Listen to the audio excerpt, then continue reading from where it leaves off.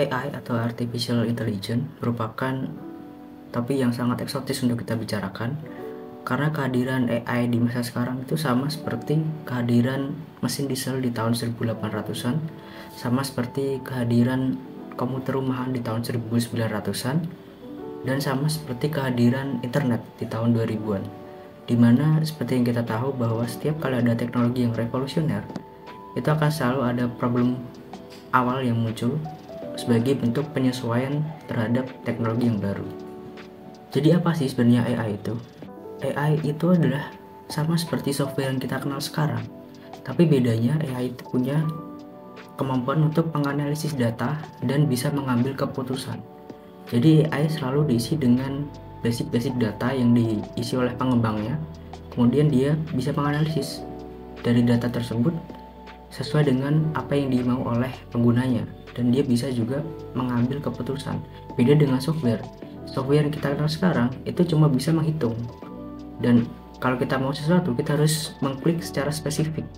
Tapi kalau AI, kita hanya perlu memberikan perintah secara umum, kemudian dia akan menerjemahkan apa yang kita mau, seperti kalau kita memberikan perintah kepada manusia.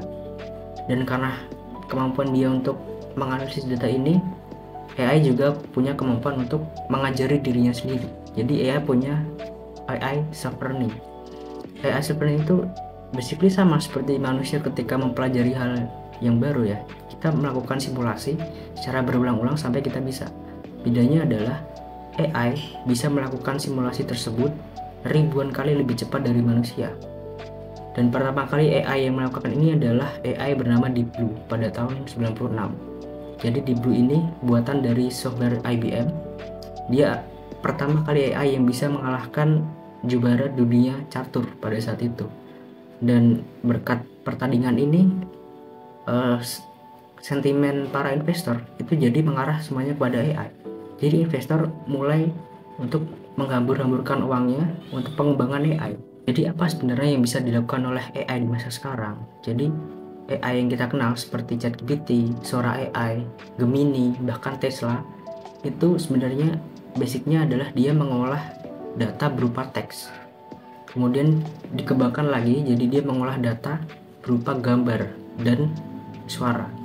Jadi kita perlu ketahui bahwa AI yang kita kenal sekarang itu adalah AI yang sangat-sangat awal, versi yang sangat-sangat awal dari potensi maksimal dari AI itu sendiri, dimana perkembangan AI itu sangat-sangat eksponensial. Kita tahu bahwa dulu awal-awal ChatGPT keluar, para engineer itu beranggapan bahwa ChatGPT hanya terbatas di pengolahan data teks. Mereka pikir ChatGPT baru bisa mengolah gambar itu ketika 10 tahun kemudian. Tapi ternyata perusahaan OpenAI, perusahaan yang meluncurkan ChatGPT, itu meluncurkan Sora AI yang bisa mengolah gambar dan suara hanya beberapa bulan setelah ChatGPT.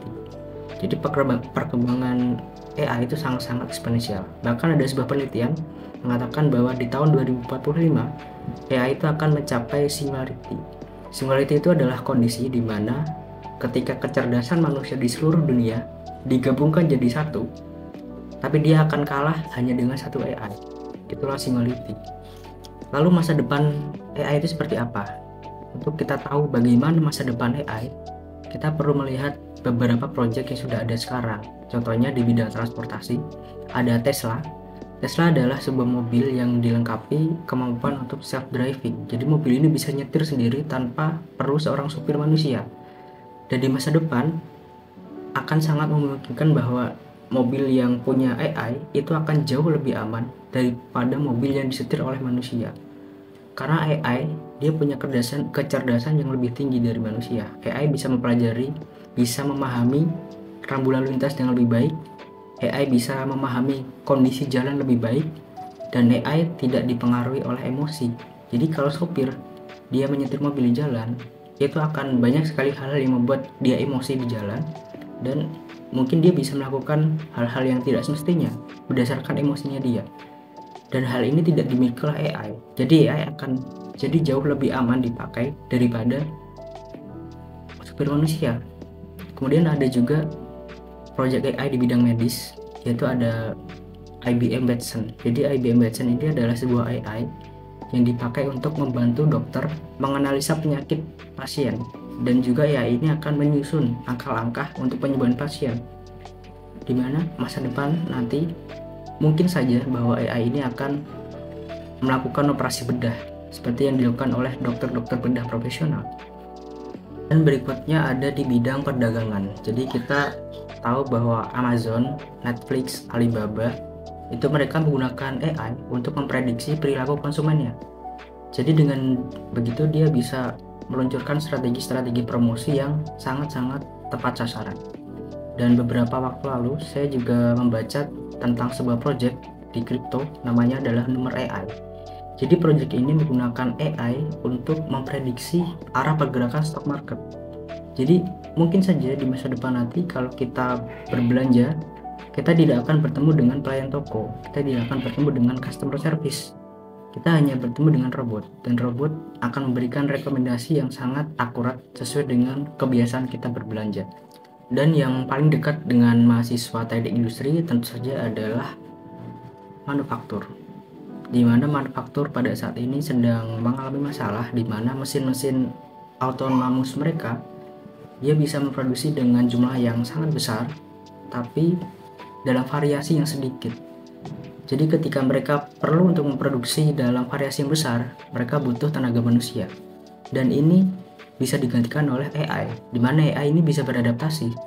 Dia bisa melakukan pekerjaan-pekerjaan yang kreatif, pekerjaan-pekerjaan yang beragam, lebih akurat dan lebih maksimal, lebih bagus hasilnya daripada yang dilakukan oleh manusia.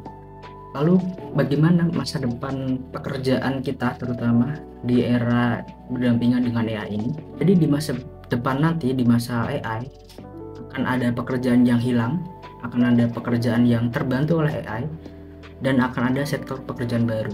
Pekerjaan-pekerjaan yang hilang ini contohnya adalah pekerjaan yang sifatnya sangat sederhana. Contohnya seperti tadi, sopir, pelayan toko, customer service, itu pekerjaan yang sangat sederhana dan sangat-sangat mudah untuk digantikan oleh AI. Di Cina, itu sudah ada taksi, di mana taksi ini nggak ada supirnya. Taksi ini mobilnya bergerak sendiri, dikendalikan oleh AI. Jadi pekerjaan-pekerjaan sipil akan sangat mudah digantikan oleh AI di masa depan. Yang tersisa adalah pekerjaan-pekerjaan yang sifatnya kompleks. Contohnya dokter, pengacara, hakim, engineer, itu adalah pekerjaan yang sangat kompleks. Dan pekerjaan-pekerjaan itu adalah pekerjaan yang sangat-sangat terbantu oleh AI. Dan pasti akan ada sektor baru, seperti yang terjadi ketika diesel pertama kali keluar, ketika internet pertama kali merajalela. Selalu ada bidang-bidang pekerjaan baru yang dihasilkan dari teknologi yang baru.